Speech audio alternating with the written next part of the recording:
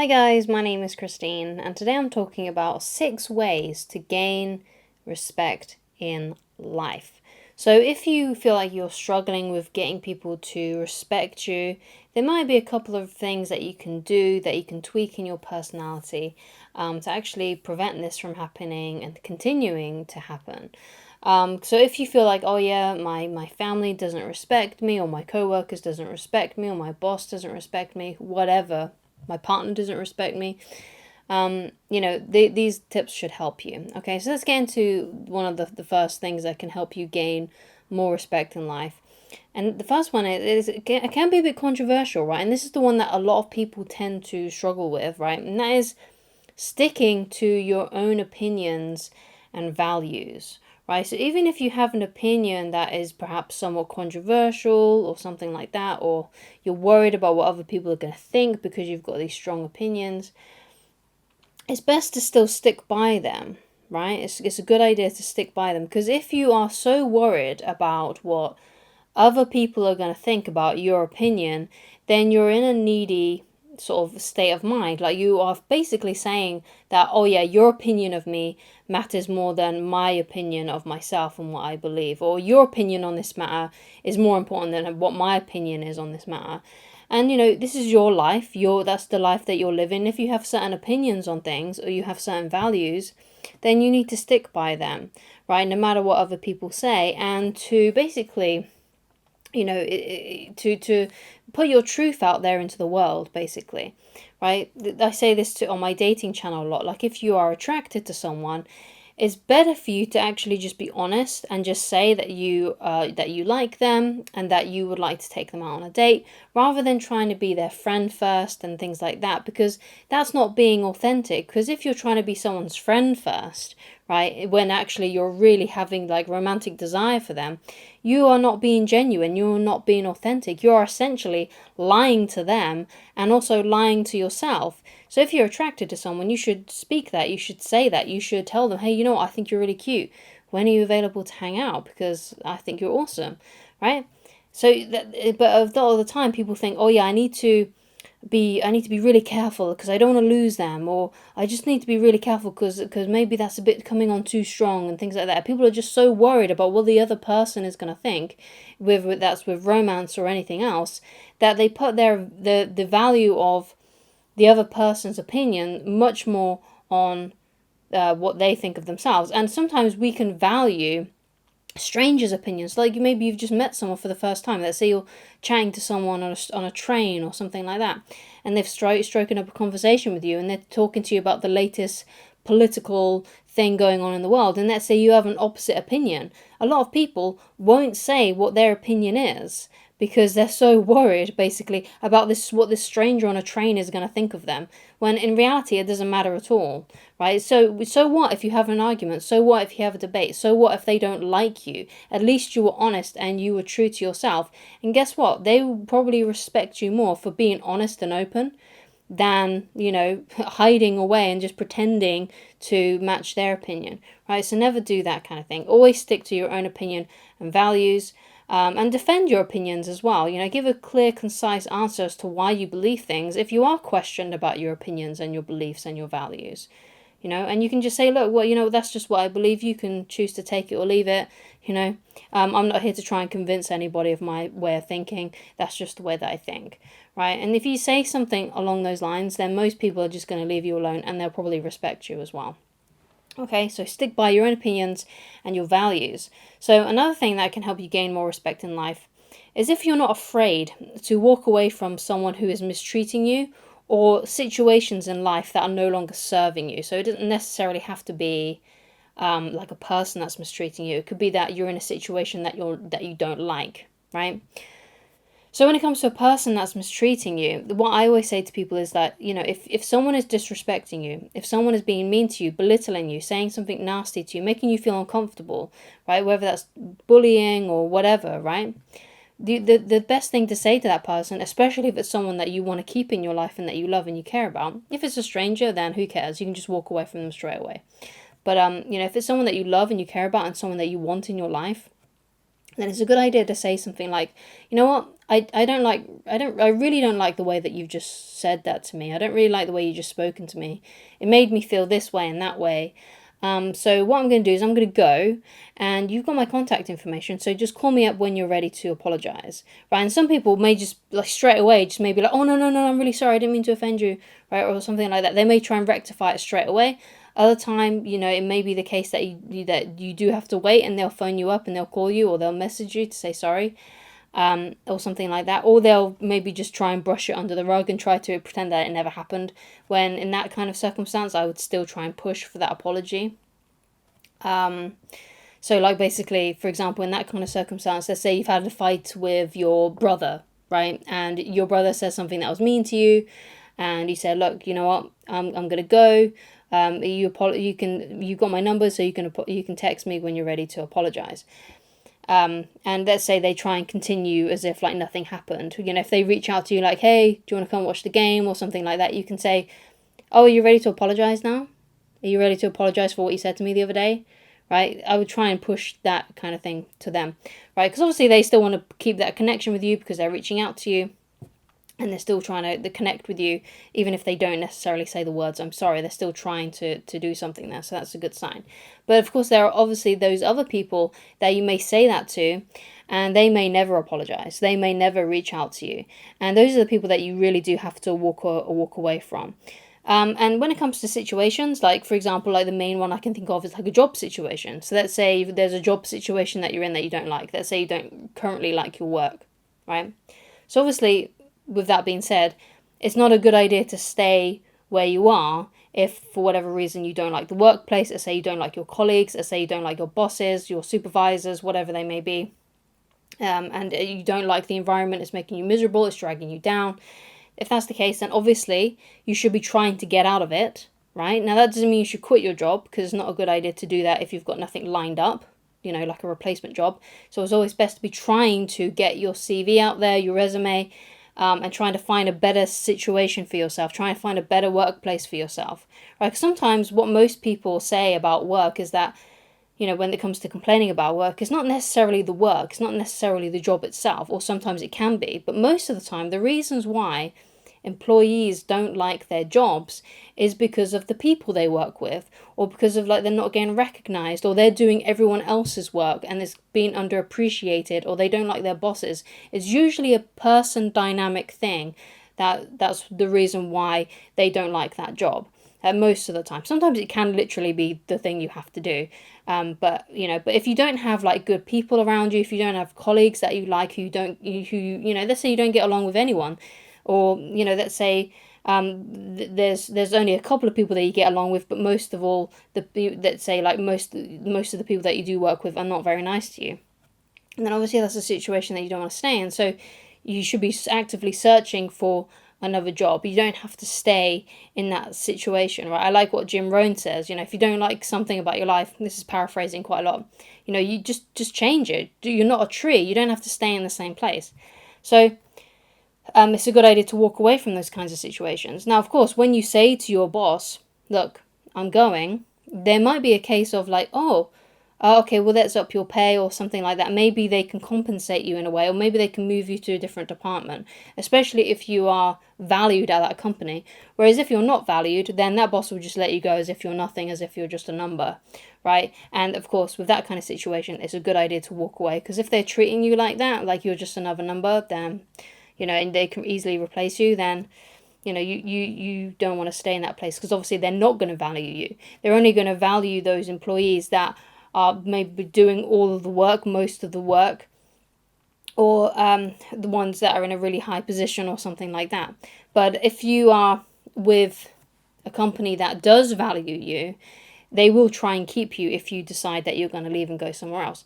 So the idea then is to walk away from people that do not value you, walk away from situations that don't value you. Try and find a better circumstance where you are valued and you're wanted and you're not going to be mistreated, right? And sometimes that can be with people, like specific people, like family members, partners, friends, or it can be with situations like work, with the place that you're working, where you're spending a lot of your time.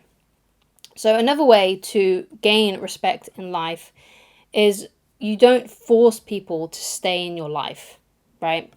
And you don't have to either, right? So basically what you do then is that you shouldn't, because the thing is that you shouldn't have to force people to stay in your life, right? If people love you and value you and respect you, they will just naturally just always be a part of your life. Whereas if you're always trying to keep people, if you're always worried about losing friends, this is showing that you are needy and you lack self-respect. Basically, you don't have that self-respect. So it's a good idea then to basically sometimes just let the chips fall where they may and just see who kind of just sticks around when you stop putting in most of the effort. Because if you feel like you're putting all of the effort or most of the effort, then a lot of these friendships are just going to fizzle out. I mean, this is what a lot of people realize when they're in school or they're in college or university. They have this like big group of friends, and then maybe you're like friends with like 10 or 20 different people, and then what you'll find is that over the years you'll probably only stay in contact with one or two, maybe even just one of those people, you see. So when it comes to people are either going to try and stay in your life or they're just going to fizzle away, right? And you should let the people that are going to fizzle out anyway, let them go. Just let them fade away into the distance, because that's what's meant to be. The people that are meant to be in your life will be in your life. Now, of course, relationships do take like 50-50 most of the time, right? Especially when it comes to friendships, especially, right? So you should be putting in the effort and they should be putting in the effort too. So, for example, with one of my friends, what happens usually is that we invite them to dinner and then they invite us around for dinner, that kind of thing, right? There should be that give and take kind of dynamic going on, especially with friendships, okay? So that's how basically, if you've got a good friend. You extend invitations to them to do things together and they do the same with you. Whereas if you're the one that's always extending invitations, that's not going to make you look like you're someone that respects yourself, because eventually you need to figure out what you're getting back, right? But if you're desperate for friends, if you have that low self-respect, then you're going to try and keep all of these different people in your lives, even if they don't necessarily care about being there, and you may actually end up getting used. So you need to notice about what your friends are giving back to you, because if you're always giving, and they're never giving back to you, and they're not basically returning the favors, and they're not putting in the effort, then you need to realize that, okay, and maybe make a decision on whether you should continue being friends with them. And it's the same with communication as well, because some people you might not be able to actually meet up with if you've got friends that are in different countries. But who's initiating the conversations? Are you the one that's always doing that? Are you the one that's always making everything just carry on, right? So you need to notice basically, is there a good like little tennis match basically going on between you and your friends? Are you sending a message? Like you initiating a conversation and you have a little chat, and then maybe a few days go by and they initiate a conversation? Or are you the one that's always initiating? Are you the one that's always phoning them up? Are you the one that's always trying to keep the connection going, right? You have to be very aware of this, okay?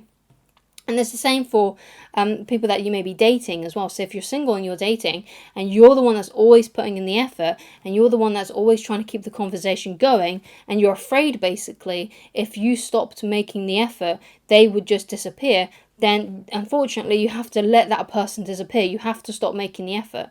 Because basically if they like you, if they're interested in you, they will reach out to you eventually, right? So that's something else as well. You can't force people to stay in your life, so don't, right? Don't try and force them to stay in your life. So another way to gain more respect in life is to keep your private life private, okay? Now this is really important, okay? So when it comes to your relationships, and yeah, you can put it on Facebook, Facebook official or whatever, but when it comes to your personal problems, like problems that you're having in your relationship, problems that you may be having with your family members, fights that you're going through right now, putting all your drama basically for the world to see.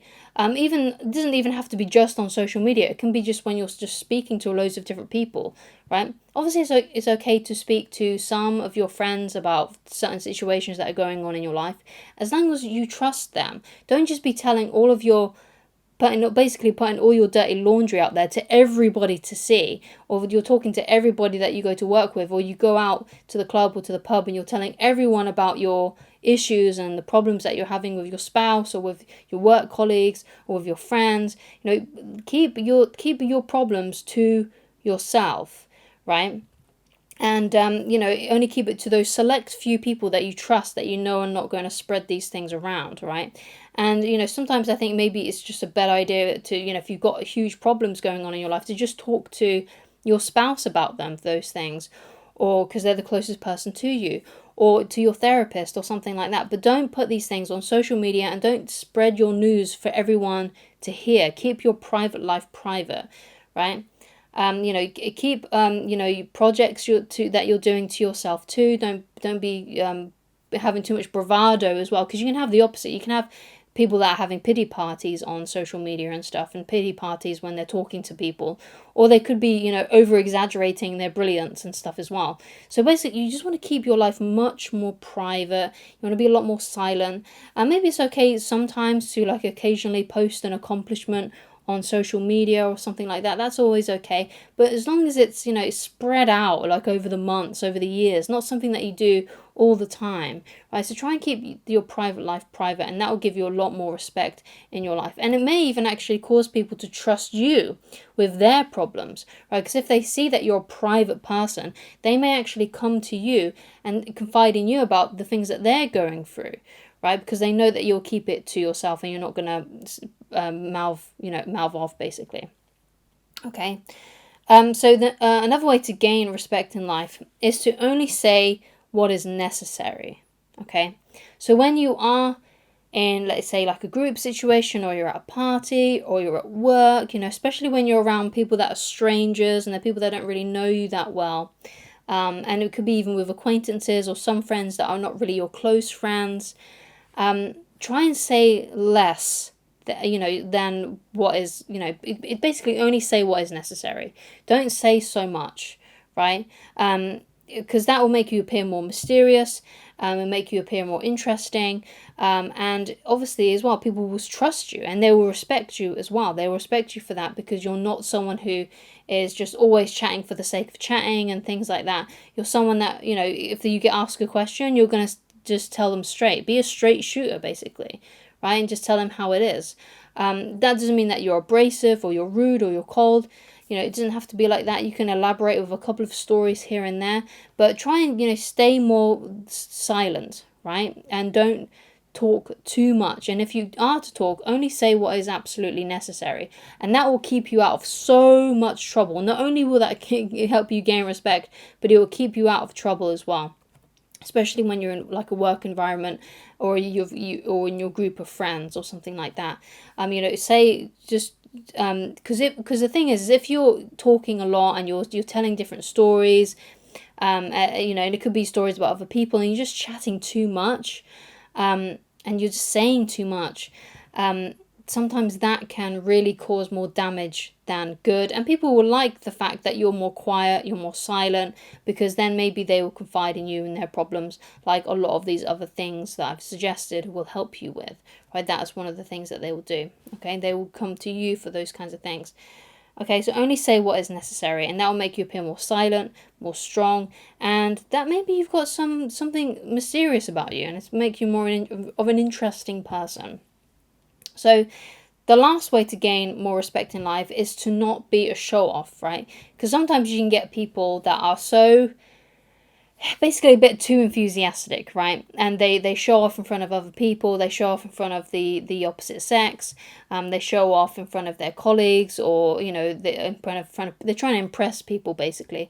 But the thing is that you don't need to do anything to impress people, right? You should just live your life and do the other things that I suggested in this video, and that will make you more impressive than you going off and being, showing off your bravado or whatever, kind of being egotistical and stuff. It's better to just keep things to yourself, and to not be a show-off, and to get too erratic, to get too enthusiastic, right? Because, the thing is, if you act like that, people respect you less, and you'll even respect yourself less as well. Because I remember when I was a teenager, I was very overly enthusiastic. I would always show off, And I really regret doing that now as an adult, because it made me look like an idiot. I thought I was being cool, but actually it has the opposite effect. It makes you look like someone who can't control themselves, right? So it's being able to rein yourself in and have that self-control, being able to control your emotions, control your excitement. Okay, especially in public. Now, of course, if something exciting does happen, just happen to you, then that's great, right? But calm it down in public, right? And that'll make you gather more respect. Okay, so thank you so much for watching. If you'd like to get in touch with me personally and you'd like coaching with me, then please go to www.christineloveridge.com, and I shall talk to you again very soon. Goodbye.